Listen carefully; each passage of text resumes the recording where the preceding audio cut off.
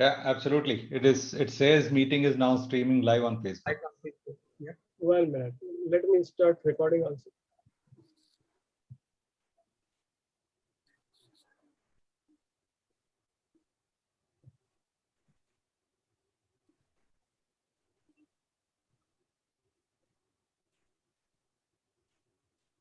All right.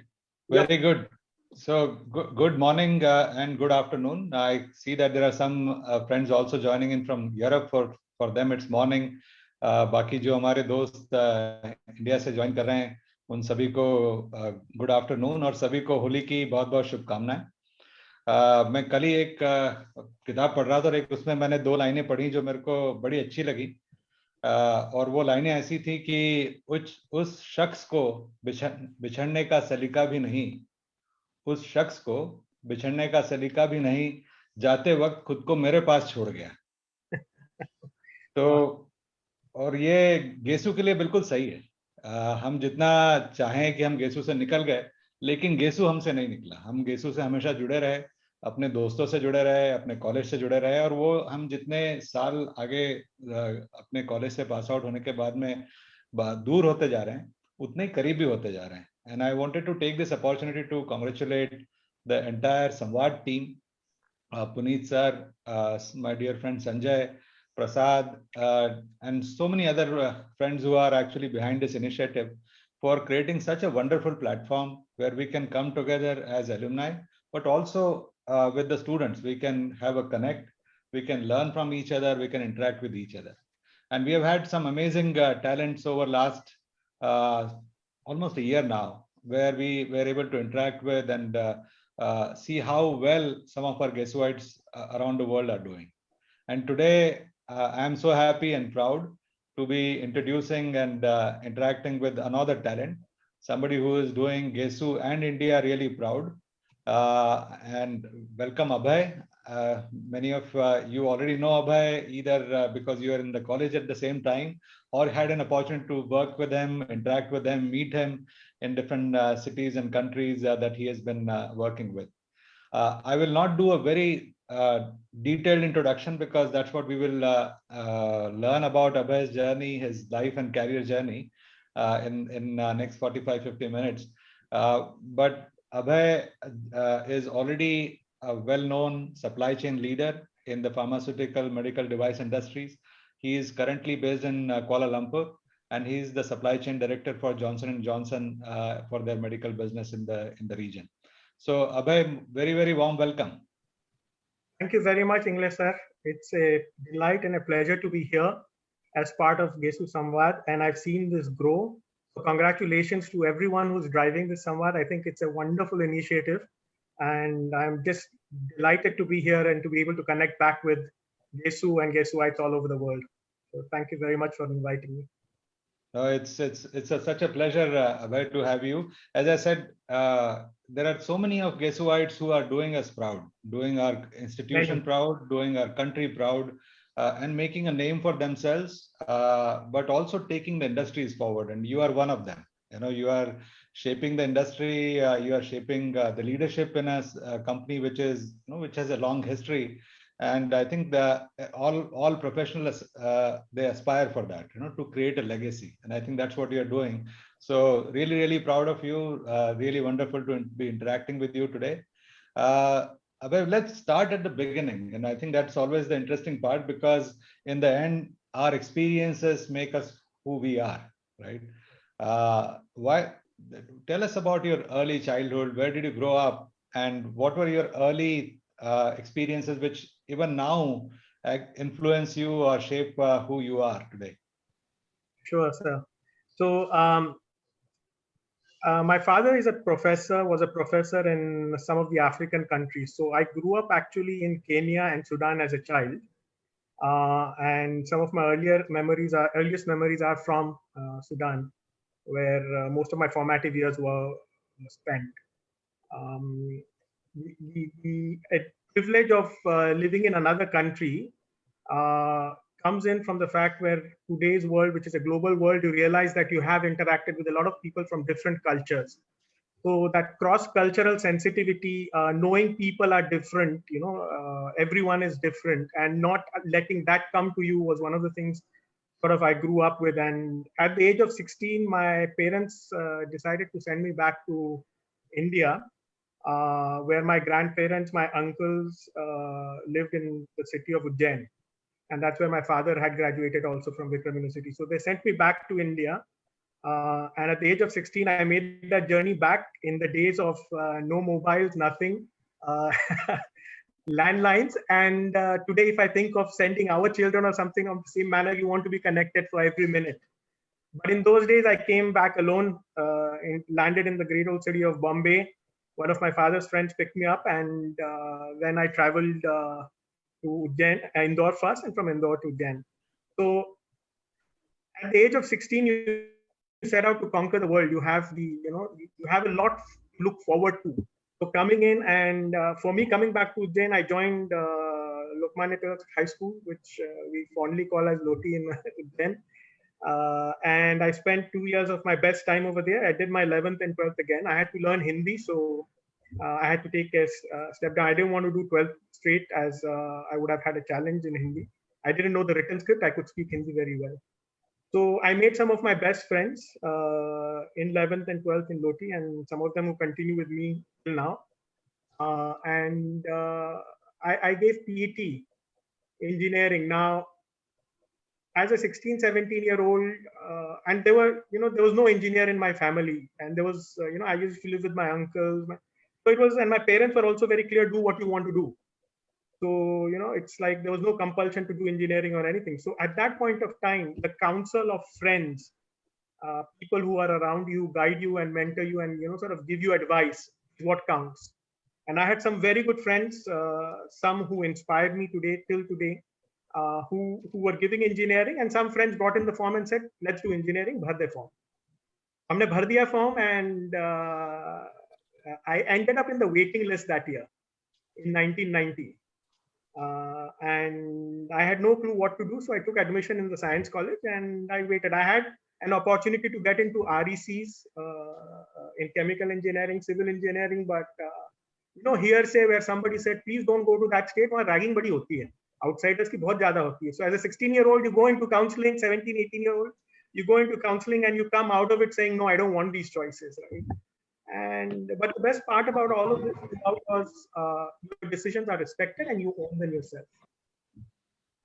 So, luckily in that year, the waiting list was dropped on May 6th or March 6th or 7th. I was given a letter. Suddenly, out of the blue, a letter came through which said, you have been admitted into Ujjain Engineering College. And that was out of nowhere. People had put in a case because there was some waiting list which was not being brought down, etc., whatever be that.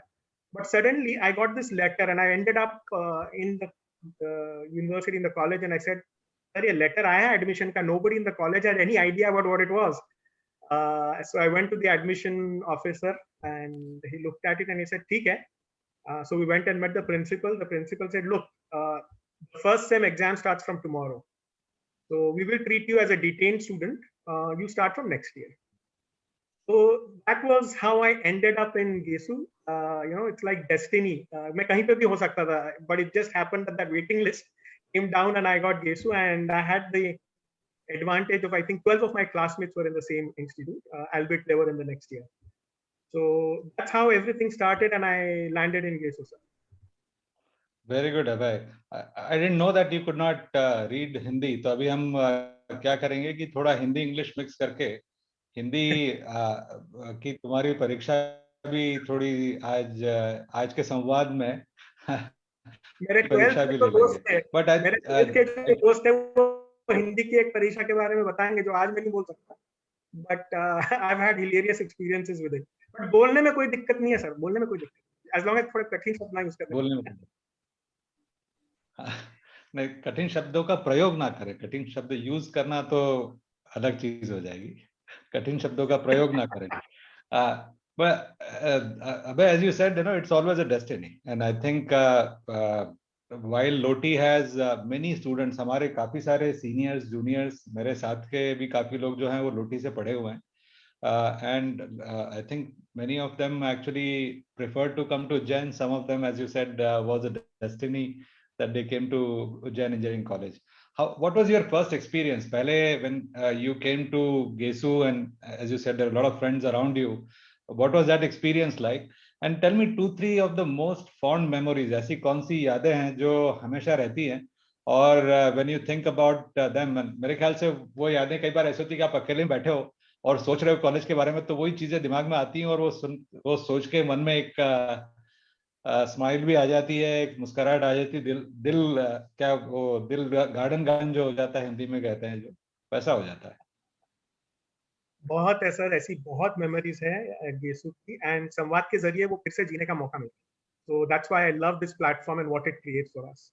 But my first experience, there are two which really stand out in my mind as my introduction into GESU. One was which I spoke about in Sisodia sir's Samvad as well, where I was given a letter by somebody from Nagda, where Sisodia sir comes from.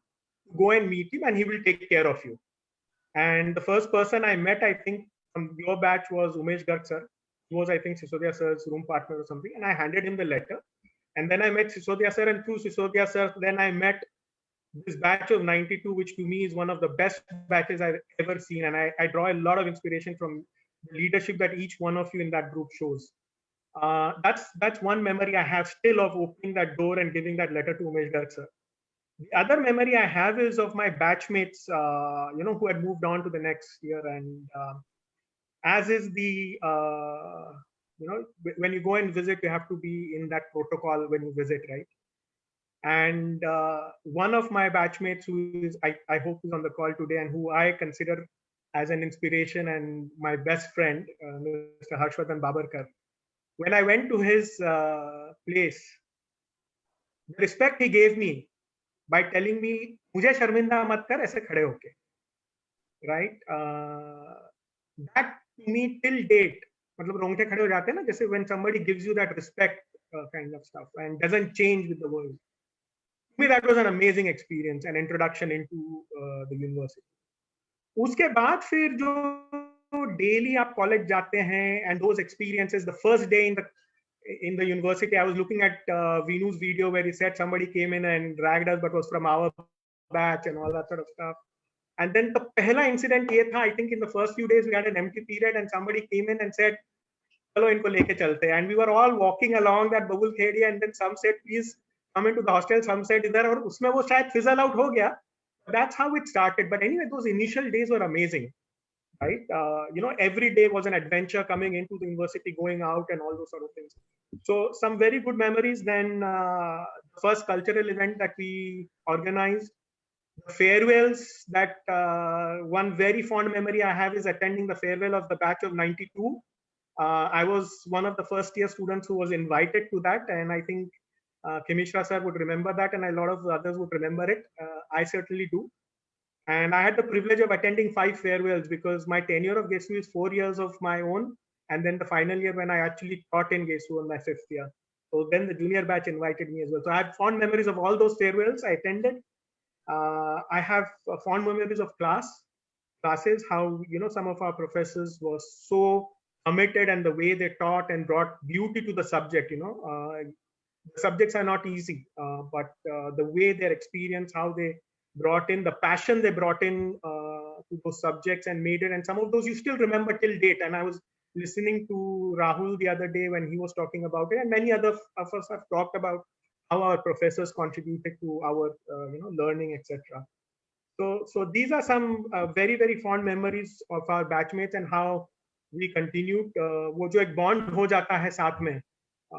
Lot of my friends in hostel, first Holi unki, I still remember their first Holi. So some very fond memories, sir. Very fond memories of GESU. Fantastic. And again, I think we learned in GESU, सबसे अच्छी बात ये थी कि we learned a lot inside the classroom, but I think we learned a lot more also outside the classroom, right? And I think some of those lessons, some of those skills that we acquired, we carry throughout our journey. What were 2-3 leadership skills or principles that you or values that you acquired in GESU जो वो 4 साल में ऐसी क्या कौन सी चीजें जो सीखी, what you when you look back now in the hindsight, जो विच आर मोस्ट वैल्यूएबल, जो आप सबसे ज्यादा काम में आती हैं? Bilkul, sir. So, any engineering program and GESU, etc., the functional skills of critical reasoning, logical, managing complexities, etc., you get those functionally. But some of the things which on leadership which really stand out, right? One is self-awareness. पहले दिन से ही आपसे पूछा जाता है कि आप में क्या खास है, आप बताएं, right? And you have to come out with something. And then the conviction, the confidence of having to speak in front of others.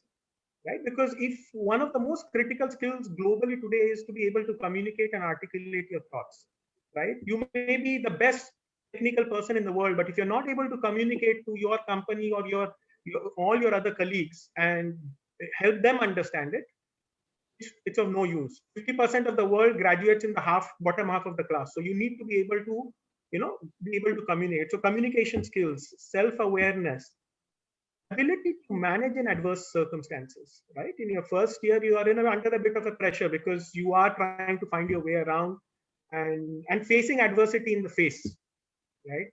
Being right up there, taking it up.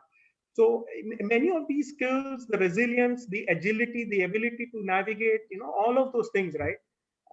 Really, really stand out. Another thing, we talk a lot about strategy, right? And people say strategy without execution is nothing. Right? But there's another very important quote from many of us know Mike Tyson as one of the greatest boxers. And he had a quote which says that everybody has a strategy till I punch them in the face, right? So your ability to be agile in adverse situations, right? Your ability to go through, I'm not talking only your first year, throughout the 4 years, there were many instances where each one of us had to recalibrate ourselves. When you're giving your exams, semester खत्म होती है, आपके पास strategy होती है अगले same को address करने की, जो कि एग्जाम के मतलब उस सेम के आखिरी रात तक वो स्ट्रैटेजी इंप्लीमेंट नहीं होती. But then you recalibrate and you come out on the other side, right? So all of that pressure testing, I think really, really brings out the best. ताशे जाते हैं आप under all of that pressure that you go through a professional degree program. And when you work with people who are, who bring in some wonderful facets. The other thing which I think really stands out from GESU is your ability to network. जो भी आज मैं हूँ, मेरे seniors, मेरे classmates जिन्होंने मुझे उस वक्त गाइडेंस दिया, जिन्होंने उस वक्त मुझे समझाया, या कुछ ना समझाते हुए भी जो आप वो चूज कर रहे थे, उसको देखते हुए हम आगे बढ़ते गए.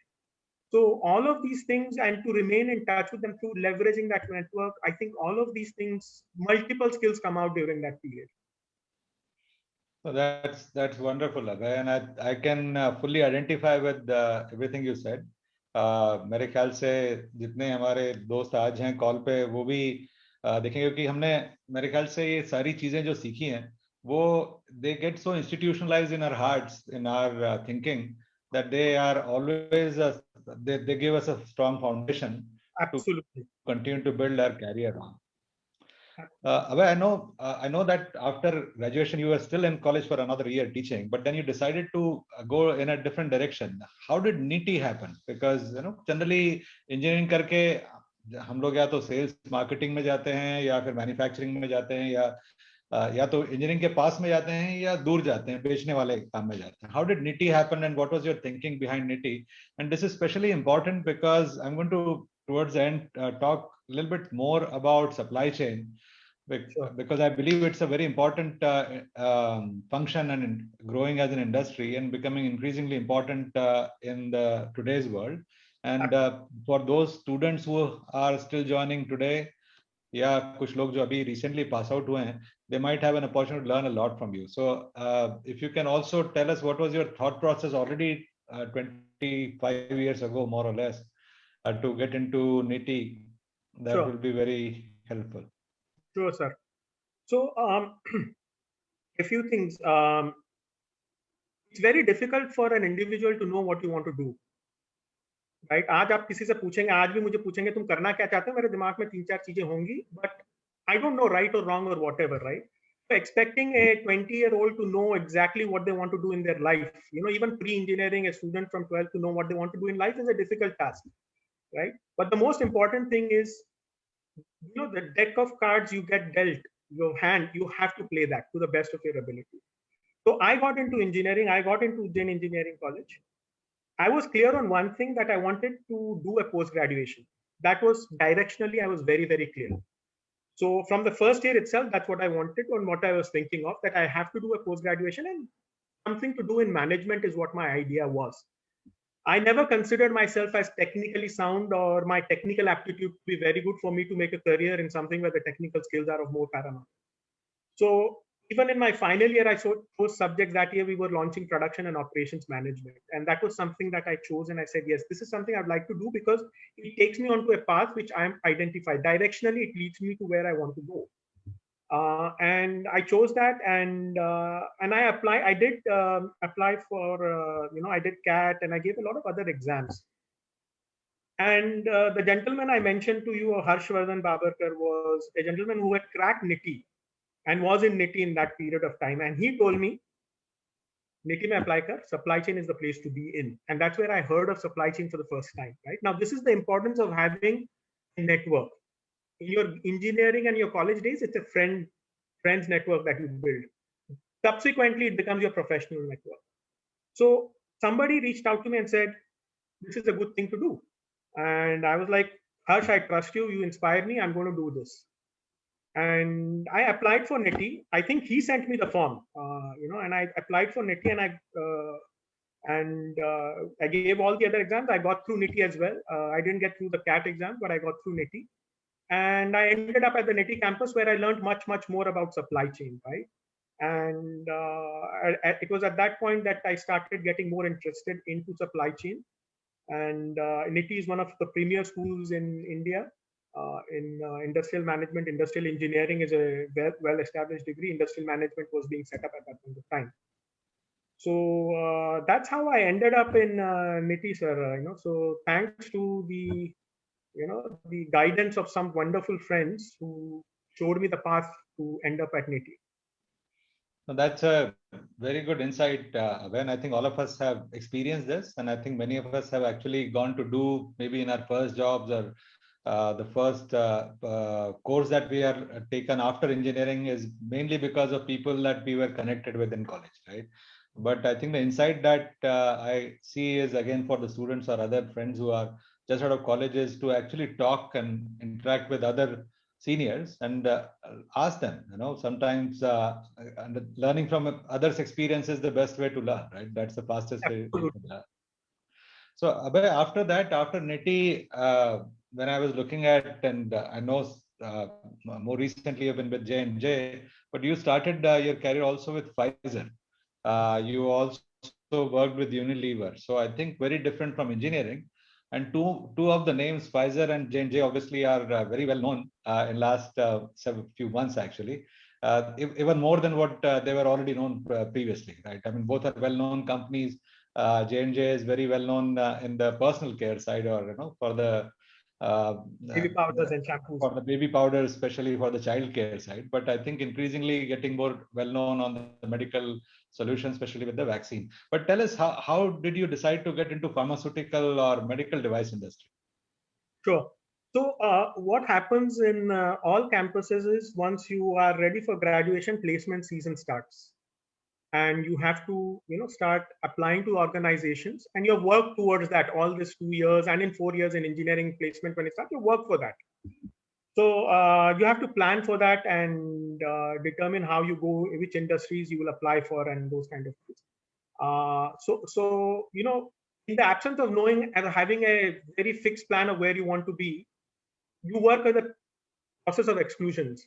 So I excluded finance companies. That's not where I wanted to be.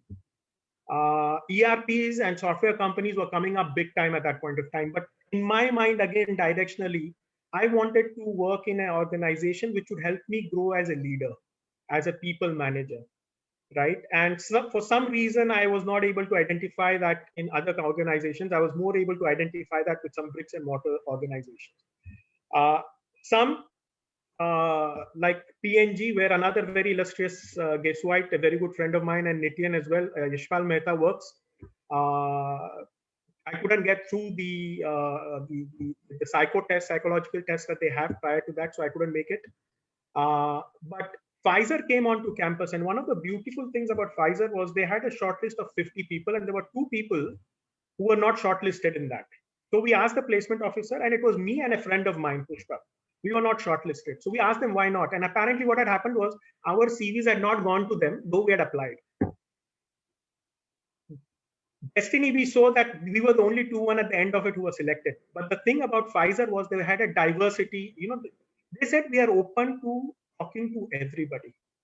We do not shortlist on the basis of your CVs. Whoever is interested in our organization, we would like to hear them out, give them a chance to come up and talk to, right? And so we 2 of us got selected into Pfizer. And as is the case, if you get selected into an organization on day 0, day 1, you don't apply for the other organizations after that. You give your other colleagues. So I was lucky enough to be placed on day 1. I think Pfizer was day 1. And that's how my, how it started off with pharmaceuticals as an industry.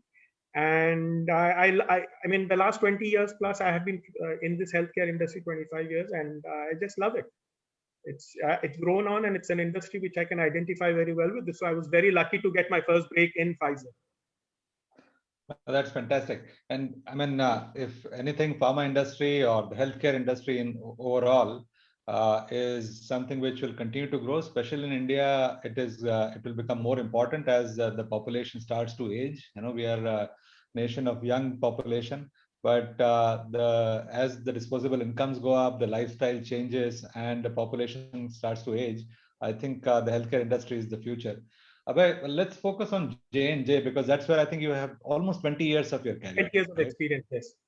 So can you walk us through how did you grow in that company? And you've achieved some amazing heights and wonderful career journey you've had.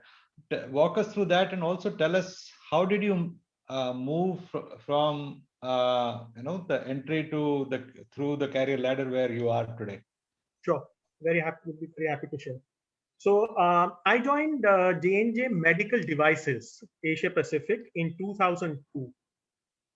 And when I joined it, I went and I was in Unilever. Unilever is famous for bringing out global leaders in India. And after I joined J&J Medical, I went to meet my director in Pfizer, somebody I respected, and I told him, sir, I'm joining this organization. And he said, what are you going to do? And I said, we are setting up a planning cell, and this is what we're going to do. And he said, doesn't make sense to me. I don't know what you're doing. A lot of people told me, Abhay, you're moving from a Unilever, which people get into and want to live in and make a career out, and you're going into something which is. But to me, J&J Medical was something very unique. We were setting up an Asia Pacific supply chain cell for the medical devices business, and it was part of a organization strategy. That's what attracted me to this organization. One of the things I've always maintained is we're getting global, and that's true today. But in 2002, I had the sense that you need to be global to be. You cannot live in an isolated country kind of thing. You need to have that global mindset and regional mindset. So that's what took me to J&J Medical Devices, and I was taken into a business which is one of the most complex businesses. So medical devices deals with products which are used in hospitals. And if you talk to any surgeon, they will not know baby powder or baby soap or anything. A surgeon will know J&J Medical for the products we use in our hospitals and all that. If anybody has got stitched up for something, 70-80% chances are that it's a J&J suture. So that's what I ended up with over there. And it's one of the most complex businesses, orthopedics. And I was the planning manager recruited to set up a planning cell. Asia Pacific consists of about 14 markets. We would have been in the vicinity of $200-300 million or whatever be it. And the aspiration was to, the growth aspiration was an accelerated growth aspiration in those days. And to create that foundation, you need to build a supply chain team. So that's where I came in. And one of the first things I learned in this organization, which I value till date, was a quote by one of our senior business leaders. And he's a sales leader. It was a sales conference. He was addressing the entire group, and he made one statement which is very famous for. He said, grow people, grow organizations. Till then, as an individual contributor and a manager for a year or two in Unilever, you are dependent on whatever you're doing. You are an individual contributor. Whatever you're going to provide or do, it's in your own world. You're doing your own, and you're responsible for what you deliver. But that moment when I heard this term, and then later on, I read a lot of statements of people where, you talk to leaders and all that, and you ask them, what's your legacy? And the legacy they talk of is the people they left behind who carried the business forward, or the leaders they built. And it's such a powerful statement, right? And we were setting up this cell. We went out and we decided, our strategy was to get the best supply chain people we put out there, right? And we created a cell of 16 people, 15 people, all from the best supply chain schools, all amazing supply chain talent, right? And if not all, most, if not all, were better than me in supply chain, right? But they were part of my organization. So one of the things I learned over there was, if you bring in people who are not better, if you bring in people who are lesser than you, as an organization, your value has diminished. If you get in people better than you can stand on the shoulders of giants, right? As a manager, your role is to be able to provide direction. As a leader, you have to be able to show direction and create collaboration and drive all these kind of, get the best out of your team. So that's how J&J helped me in those initial years. And we created this wonderful team, right? And we had amazing success through the year. And I went on to lead this team towards the end of 2007, 2008. Now, by virtue of being in this regional role for medical devices and knowing supply chain end to end, another critical thing which is important is your ability to connect the dots end to end, right? If you remain in your own silo, it's going to be difficult for one to go into a senior role where you need to be able to see across functions, right? So that's how because of this regional role, my experience in connecting with all markets, we were rolling out an ERP called SAP at that point for medical devices. And I had the opportunity to lead supply chain end to end on that team. I was on the program management office. I was the end to end supply chain leader, and it was a 4-year program. Anybody who has participated in an ERP implementation will know how how difficult a task it is. It's an immense change management project, and it's like changing the engine of a running car for us automobile engineers who are there. And that experience, doing it 14 times over across markets, and those 4 years in that program, you should drop the 10 critical success factors for a ERP implementation. And you say, if you don't get these right, you're not going to have a successful ERP implementation. We got all 10 of them were jeopardized, yet we came through, right? And it was the resilience, the agility, the ability to change ourselves through those 4 years and continue to address each challenge which came up without losing hope and fighting it out. Some of the skills which we learn in our engineering institute as well in GESU, right? Resilience, agility, ability to work through. That helped me, deliver through those 4 years. And it was an amazing experience. After the first 10 years of coming out of this program, we were setting up a enterprise, as we call it. J&J is broadly structured into 3 broad businesses across the world. Pharmaceuticals, which is our largest business but least known, and medical devices, which I had worked in, and consumer business, which is the most popular known in consumers. I had the opportunity of coming back to India and leading India as a country for the entire enterprise. India is by far the most complex distribution market in the world. We had a significant percentage of our warehouses were in India, and working through states, 28 states is as good as having 28 countries kind of stuff, right? So we were setting this function up, and there was a lot of change management involved in setting the function up again. So my first 10 years was a lot of change management. Again, I got involved in this change management aspect of it, right? So bringing all of that together and ensuring we were running our business, and it was a substantial business that had to be managed in India. And we were building, there's a huge amount of compliance, distribution compliance, which is important. When you buy a product, when you buy a medicine, it has to be kept in certain storage conditions, in certain temperatures. It has to be managed in that way. And it's very important to have all of those things. So I learned all of those as well while managing this and building all of that. And, managing all that change. And then I came into Malaysia, which was a smaller market. But in Malaysia, I was responsible for both planning and distribution for all 4 businesses. Till now, I had only done planning.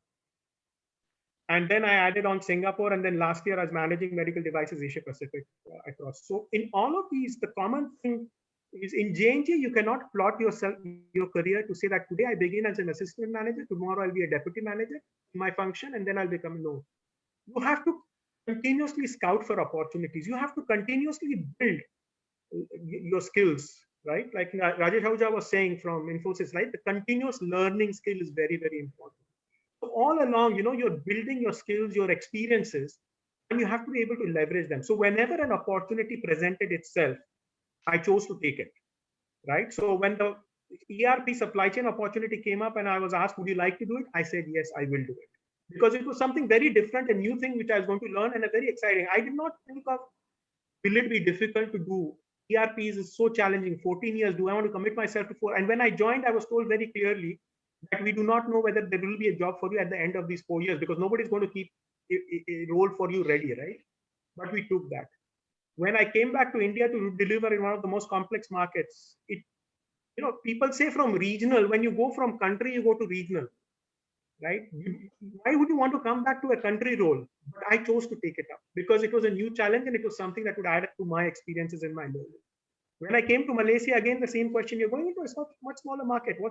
But it was end to end. It was planning, deliver, and I had a seat at the board, and I can do much more than I want to do in supply chain. So basically, I think that the thing I would like to summarize on English, sir, is that you need to have diverse experiences. It's very, very important when you begin a career to maximize your experience, right? And assimilate as many skills as you can.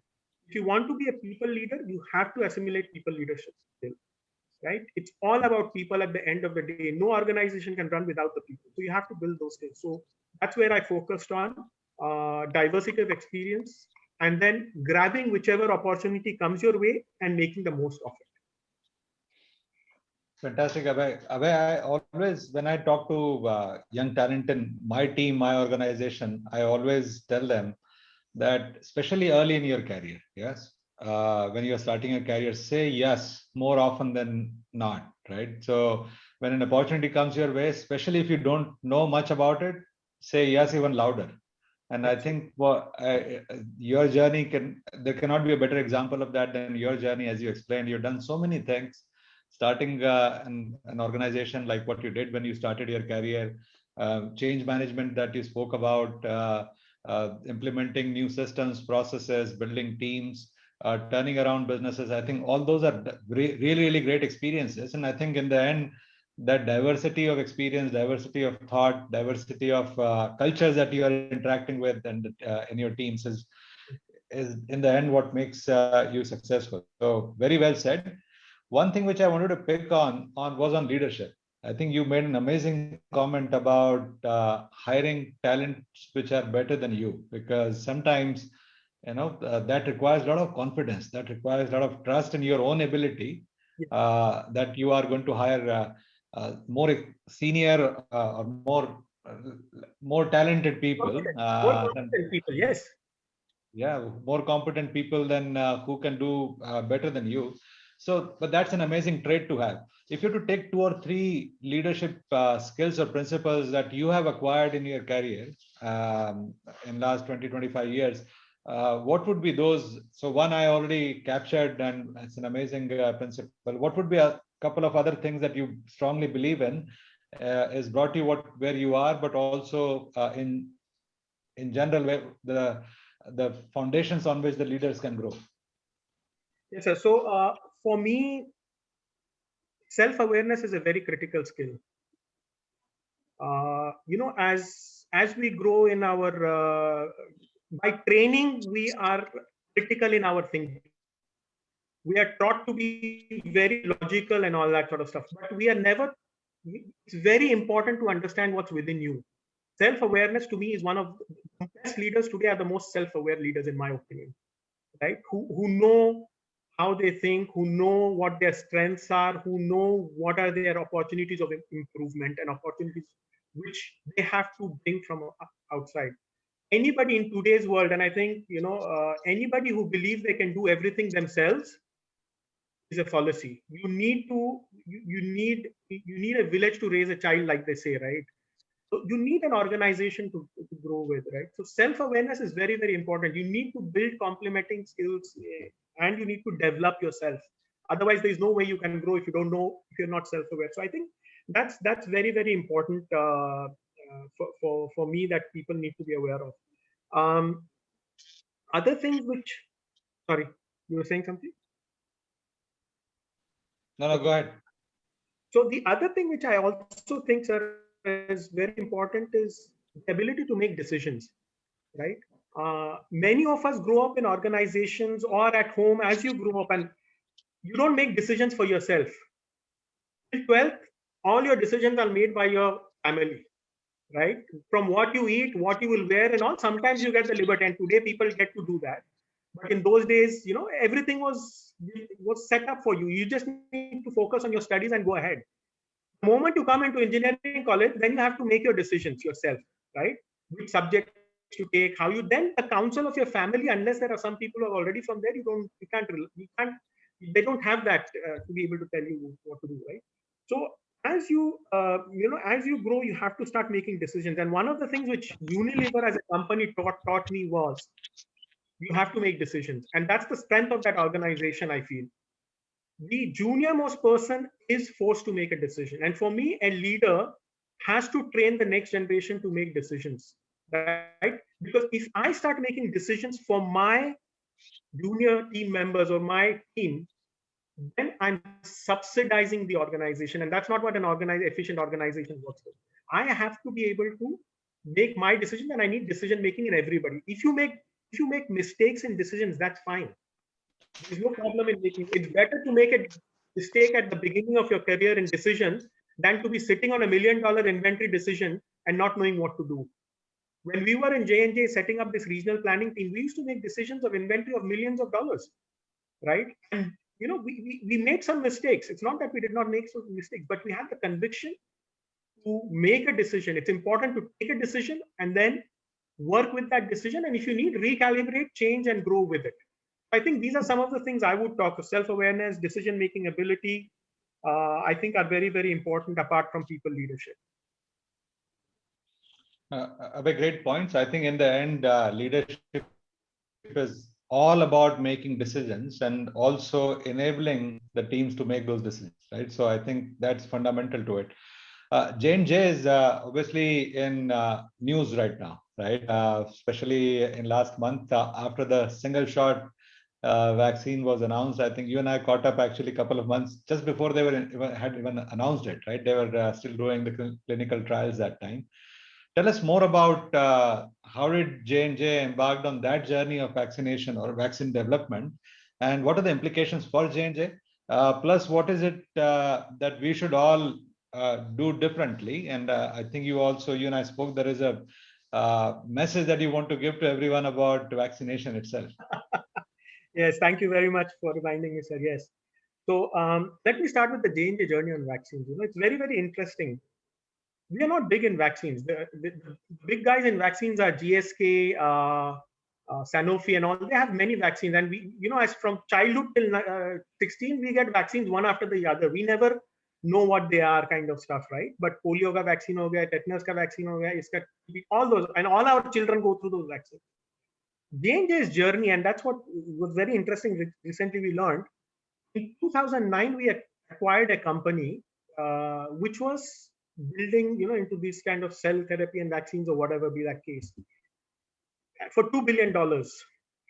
And that's where our vaccine journey really started. So imagine the foundations of building 1 billion vaccines in 2020 was laid in 2009. And we don't know, the decision whether it grew, how it did and all that. We created vaccines for HIV, Ebola, etc. as we went along, but we were certainly not the big players. But then COVID happened, and we leveraged that technology, that scaled up technology from that period. All the knowledge of the last 10 years, our scientists and research and our leaders, global leaders, invested all of this for the last 10 years. And this was an opportune moment for us to give back. And one of the things which our CEO always reminds us of is J&J was built for times like this. The Spanish flu time also, we had some things. And as a medical healthcare company, we have done a lot in that case. So all our scientists, global colleagues invested time and drove a lot of stuff in this space. And it was always clear. One of the things in vaccination, which, we need to all be aware of, the purpose of the vaccination today is to stop the disease, right? And we all get caught up in, now we know efficacy, efficiency. We are looking at, are ye 90% hai, ye 70% hai. That's immaterial. All vaccines today will give you protection against COVID and will keep you out of the hospital and away from death. And if we maximize people vaccinations globally, we will stop this disease. It's already mutating. Like any viruses, it will continue to mutate. So the critical message for everyone is, even for us in J&J, it's not necessary that we will, because it depends on which country you are. India has not approved the J&J vaccine as yet, right? But I know we will be producing 1 billion doses in India. It's important to get vaccinated is what the message is from the organization as well to us. Whichever vaccine is there in the market. All vaccines which have come out in the market are safe. आज की तारीख में हम 16 साल तक जो vaccine लगाते हैं, पोलियो की 4 खुराक लगाते हैं. Go back and look for when that vaccine was created, how was it built? What was the efficacy? How many people, उस वक्त का डेटा क्या था? आज की तारीख में हम इंडस्ट्रियल रेवोल्यूशन 4.0 में रह रहे हैं, जहां, anywhere in the world, one person dies and you get the news in the next minute in your country, kind of stuff, right? But we have to respect the knowledge, the experience of global scientists. Pharmaceutical companies are collaborating across the world in building this vaccine. And they will not, we already have how many million people vaccinated globally? It's important to get vaccinated because have to stop the disease, and so many people have got vaccinated. You will hear of something or the other, somewhere or the other, yes. Sometimes there is collateral damage, but nothing has been linked back to. So they are very, very safe vaccines. And my message to everyone is, take the opportunity to get vaccinated whenever you get the chance, and have faith in our medical colleagues. Some of them doctors who we schooled with, and friends as well. So yeah. Now that's a great message, Abhay, and I think many of us are coming to that age that we'll all be eligible.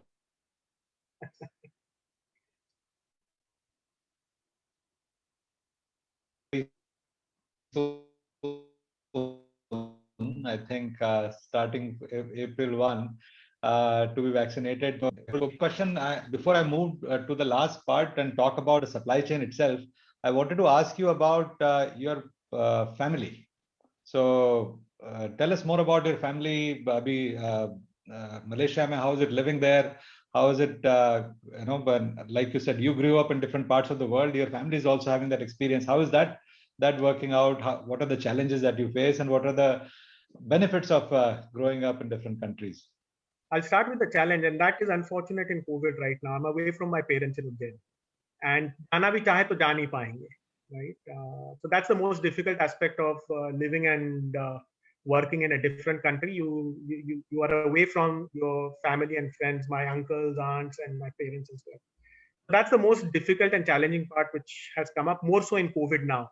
Naito, I mean, Malaysia is just like a 5-hour flight away. It's not bad that way, right? US and Europe, I think, are slightly longer, but living. And so my thing to anybody is never underestimate the impact of learning from other cultures. In Purane Zamane mein kehte hain, the most traveled man is the wisest man. And living in another culture, you learn and see different ways of doing things which you have learned in a different way. So your ability to merge, assimilate these cultures and grow, it's added tremendous value to me as a human being. To see how people approach, all aspects of life, right? So my family is experiencing that today as well. My children have suddenly, blinders are removed. वो कहते हैं ना, कुएं का मेंढक जब मेंढक से बाहर कुएं से बाहर निकलता है तो you see a whole different world. I like to say कि आसमान के आगे आसमान और भी है.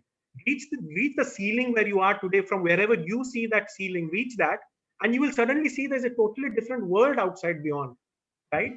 So that's what I would say. Living and staying in a different country has helped me grow and see the world in a different light, and learn much more from these experiences. And my family as well are the same.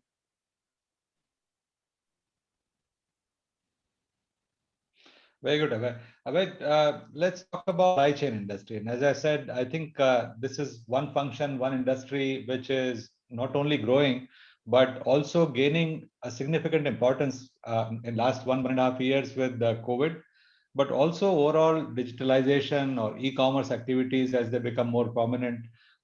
It is gaining more and more importance.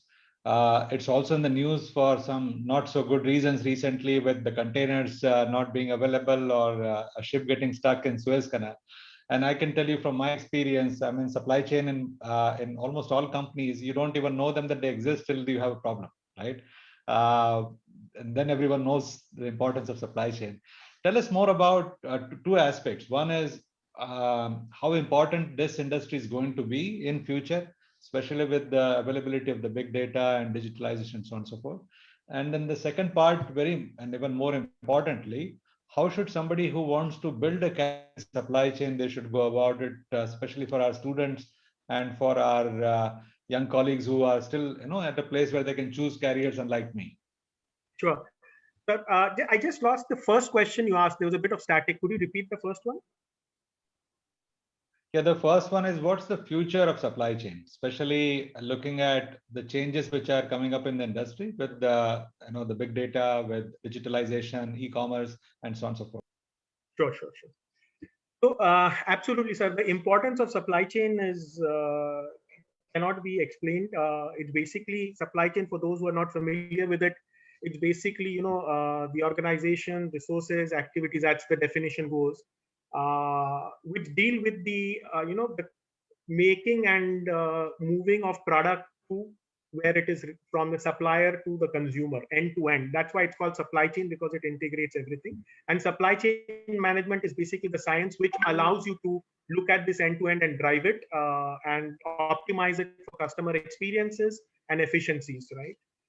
But supply chain, I mean, if we look at it, industry revolution, हम लोग सब पढ़ते हैं कि जब steam engine बना था, the first industrial revolution started, and we then had the second revolution, and now we call it an industrial revolution 4.0, right? So supply chain will always be there when you need to have product moving. Product and services have to move from one point to the other, and supply chain is like the blood flow in a body, right? Or like one of my colleagues once said, supply chain is the intestines of your body. Nobody cares about it till you have some problems with your intestines, and then everybody knows, oh my god, I have to take care of it, right? Everything, the products flow through. How do products come? It's not a miracle that the toothpaste or the toothbrush you use, Colgate Palmolive, 70% of the time it's that. It's not that it just lands up miraculously in your nearest retailer. There's a group of people who are making that possible. Organization end to end who are making it possible. Right? Some of our colleagues are in procurement, like Rahul spoke about what he does in Tesla and buys those products, right? So supply chain sort of brings all of it together. Now, every time technology disruption happens in the world, things change, right? Socio-economic things change, and how you operate, business models, everything changes, right? Disruptors come in, and we have, revolution 1 to हमारे पहले हुआ, 2 भी हमारे पहले हुआ. We grew up in the revolution of 3 when semiconductors were coming in, computers were coming in, and then the internet happened, right? And now we are living in something what we call industrial revolution 4.0, where all the things which you're talking about, AI, data analytics, big data analytics, right? And all these things, technology evolution is amazing, right? हम लोग तो दो revolution में, हमारे previous generation only lived in one of these revolutions, and by the second one they're out of their roles already, jobs. But this rapid movement of all of this is enabling so much to happen. Today, Amazon, the way Amazon operates, it's unimaginable for many of us, right? And Flipkart has scaled up to that level, right? The kind of analytics they do, the speed, the decision making. Pehle hota tha, we used to run business cycles on monthly basis. Some businesses ran it on weekly basis. And Amazon probably runs it on hourly basis, because they have the ability to digest that data, and they know exactly what will happen where. Asian Paints, I was discussing with you the other day, the story of Asian Paints. I mean, it's a success story on supply chain. They go to their retailers. I mean, they don't go to wholesale distributors or anything. They cut that out. they're one of the most profitable organizations in the world because they go direct to the paint shop, right? I wouldn't be surprised if they came direct to your home at one point of time, but they go directly and they have data of the last, I don't know how many, 50 years of each retail shop, and they deliver 3 or 4 times a day to the retailer, and the retailer doesn't know what he or she is going to sell. Asian Paints knows and delivers it. And that's the power of data. Now, if somebody wants to make a career of supply chain is evolving very, very fast, right? End-to-end visibility, like the Suez Canal thing today, what's happening is the physical part of it. It's very, very challenging. I mean, I was amazed to read the statistics you're talking about. You know, on a daily basis, if I'm not mistaken, about $9 billion of trade flows through that, that canal, and ships and containers that go through. That physical movement of supply chain will always remain, right? But you need to have that knowledge. So to me, anybody who wants to make a career in supply chain first needs to get a degree in supply chain, in my opinion, right? So there are some amazing schools in India and globally. Look them up. NITI is definitely one. SP Jain is another school which has operations. IIT SOM and SCM HRD. These are some of the schools I know of, but I know there are more as well, right? And there are some beautiful schools globally. Then you have APIC certification as well, where you can do a CPIM certification, CSCP certification, learn about supply chain, learn about score model, learn about what that subject is end to end. So, Abhay, Yes, sir, let's go a little bit slow there. So you mentioned a couple of universities or colleges, right? SP Jain has a institution, and NITI obviously is there. And then you talked about certifications. Yes. So EPIC, did you talk about EPIC? American Production and Inventory Something Society. EPICS is what is the short form of that, and they have certain certifications which I think people can, if they have an interest in career, and do that sort of certification as well. It's pretty useful. But I think doing a post-graduation in some of these institutes in industrial management, operations management, etc., would be a good starting point where you can learn a lot as well. And then you can, if you want, add on with certifications if you are one of those people who likes to continuous learning.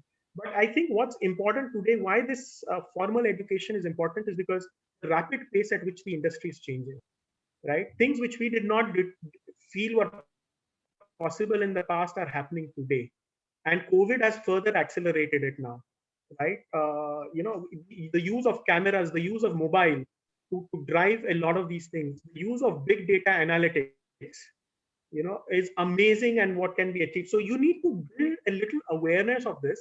And as a supply chain manager, you need to have the ability to know how to harness this technology. If you do not know how to harness the technology, you are not going to be able to deliver the outcomes which an organization needs.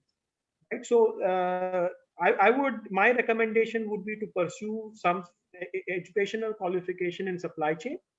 And then also supply chain has multiple facets because it's end to end, right? So some people excel in procurement. So understand the skill sets that are required to build a career in procurement and drive yourself on that front if you enjoy it. Some people excel in manufacturing, right? And you want to build on your core manufacturing and engineering capabilities or in other capacities. Pursue programs in that space and grow yourself in manufacturing if that's your strength, right? Recognize your strength. Then apart from manufacturing, then you have planning. To me, planning is the core of any organization, right? You have to have the ability to plan for the coming month, for the coming year, and strategic planning horizon as well. So planning is, where you do demand forecasting, where you align your business plans, you understand commercial business cycle, you bring all of that. Procurement is category. So you have to specialize in your categories. If you are, in oil buying, you're in metal buying, or in certain things, you build your capability and experience by category. Manufacturing is by technology. Depending on your skill sets, you build on technology. Planning, you build by your knowledge on the business and running business cycles, right? How you understand it. And distribution is again logistics, transportation, customer service. You're handling all of this, delivering, and how do you leverage technology in that space to manage it. So it's important to understand which part of supply chain you want to work on. And then as you grow your career, maximize your experience in these facets of supply chain and build people leadership skills. And then you can become a supply chain leader of the future. Wonderful, Abhay. Abhay, I just saw from Professor Dr. Apratul Shukla sir that we actually have supply chain management courses at undergraduate and postgraduate levels in the college now, which is really amazing, Amazing. right? We didn't have I love to hear it. those courses when we were in college. Yeah. So Absolutely. how This is can we wonderful to hear. create a good interface for the student? Absolute students who might be interested in supply chain. I know that there are other friends here already on the call, but let me first ask that question to you. Does J&J have an internship program where they bring in undergraduate or postgraduate students? Are there any projects that some of the students could be involved in?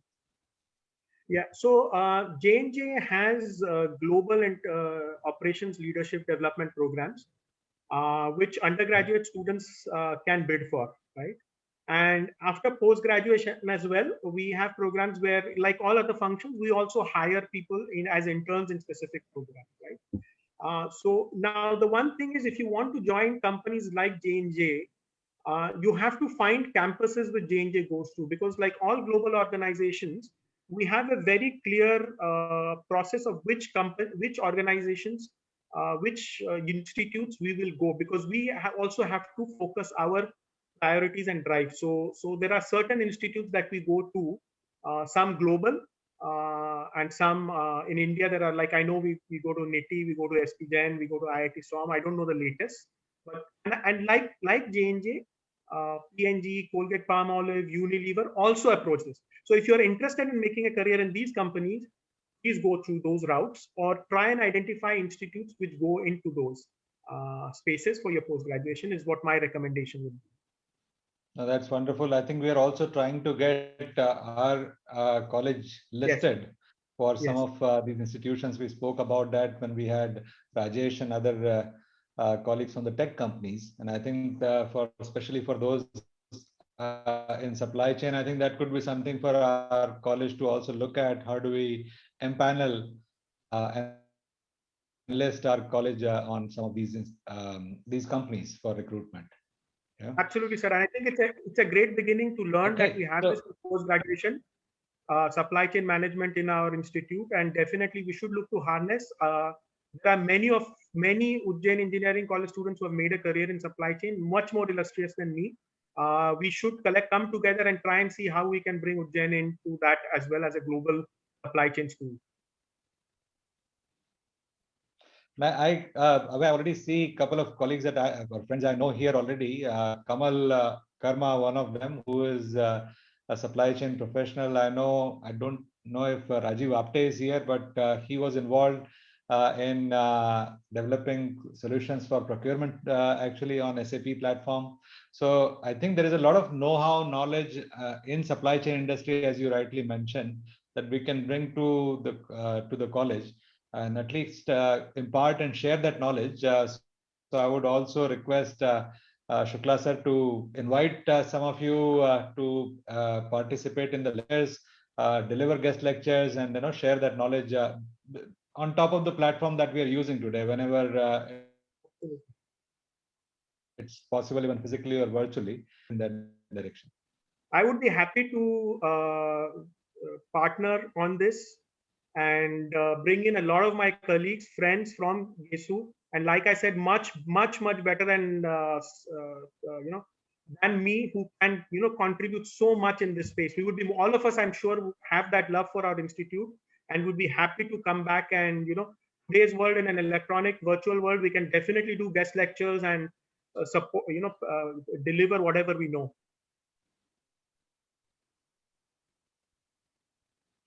Fantastic. So we are a little bit over the hour already, Abhay, and we thought we will finish in an hour, but that's what happens. So वो जब गप्पे लगानी या झाम लगानी चालू करते हैं गेसू के लोग, झाम का कोई अंत नहीं होता है. डेटाबेस मैनेजर हमारा लिंक्डइन जो है गेसू का, Loken has already listed a lot of names over there from supply chain. So I think it will be a wonderful opportunity for us to connect. And I think many colleges already have supply chain clubs. I think to create something like that where people, students, but also alumni can learn from each That would be a really good one. So I just want to give an opportunity for anyone who wants to make a comment, feedback, ask a question to Abhay. We'll do it maybe 2 or 3 so that we can still finish in next few minutes and don't stretch the session too long. Anyone wants to make a comment, ask a question to Abhay before we conclude the session today? Just unmute yourself and go. I hope you guys can unmute yourself.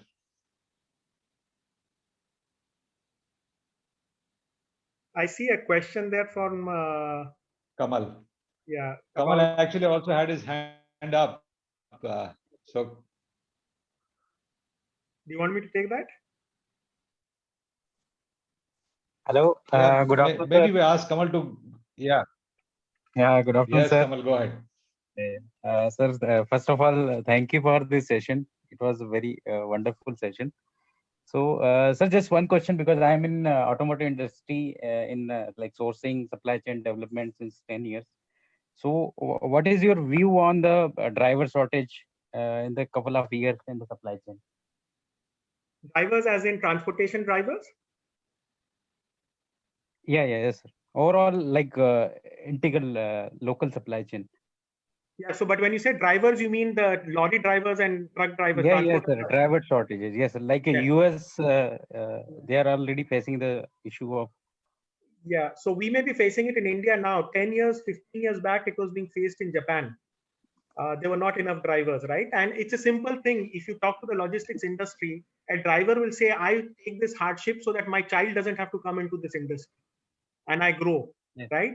But what I feel is happening and will happen very, very rapidly when we transform is autonomous vehicles will come in, right? And you're already seeing that happening. You're seeing a lot of testing happening in Tesla and in the rest of the part. You will see vehicles come into which are self-driven vehicles, right? I wouldn't be surprised in the next 10 years when you will have autonomously driven vehicles, which will go from Delhi to Bombay to Chennai to wherever you need. You just program it and you sit in your control room and you're letting that vehicle manage and go through, and you just need robots to undeliver as well. So I don't expect that to take too long. It's going to happen very, very soon.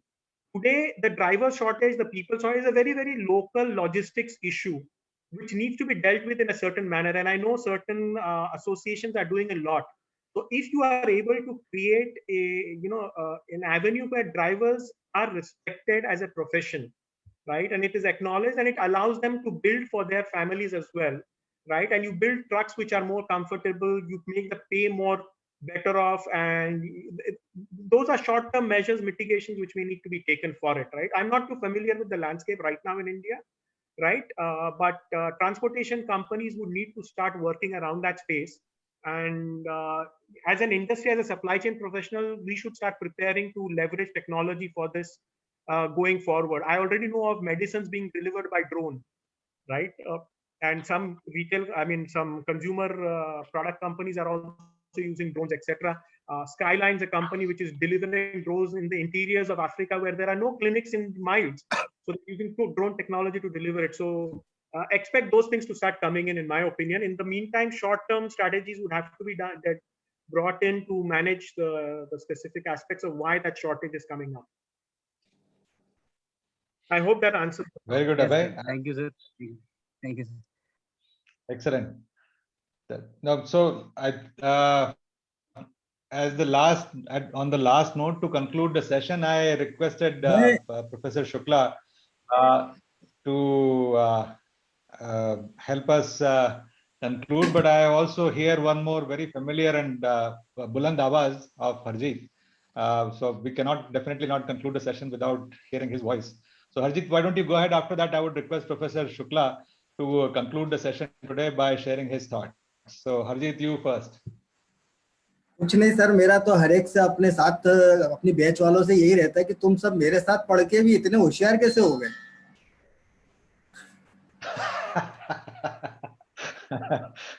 तो data analytics से यही outcome निकलेगा शायद कि आपके साथ पढ़े हैं शायद इसलिए।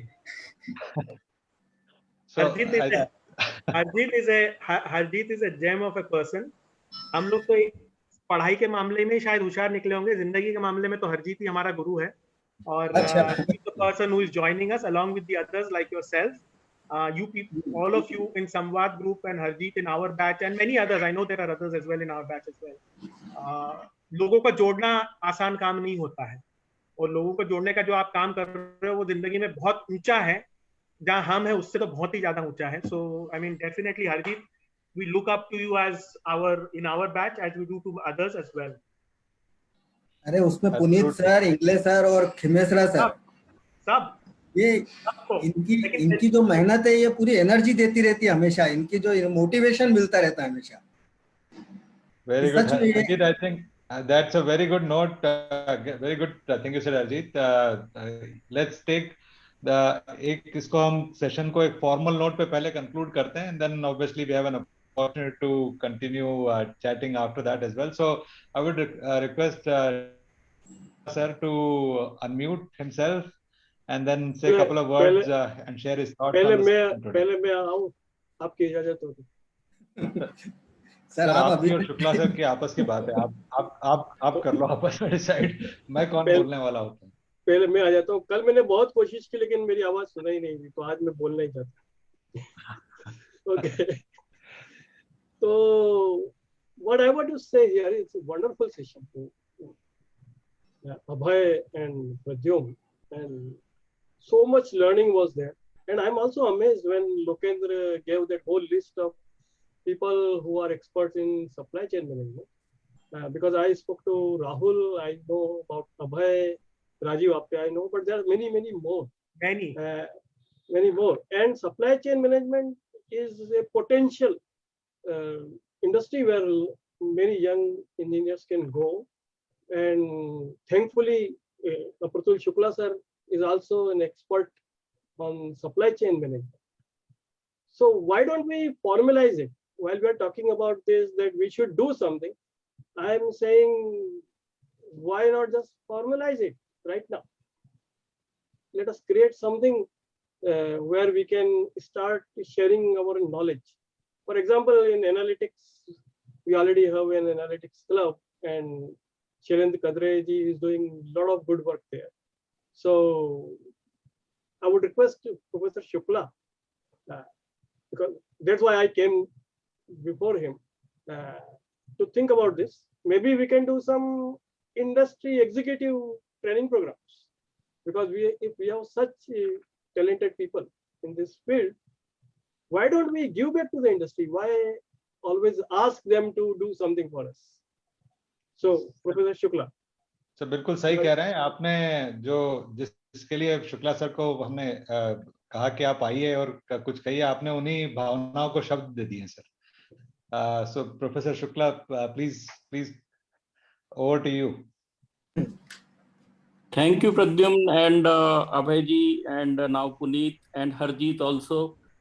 In fact, I must acknowledge here that Harjeet is instrumental in sending our 30 students of BE Final Civil to DBL project, and these boys and girls are doing wonderfully well there. So a big thumbs up to Harjeet for his contribution.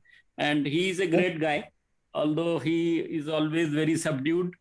He was in college also like this, and now also. He is a worker who works behind the curtains. So that's a wonderful job he has done.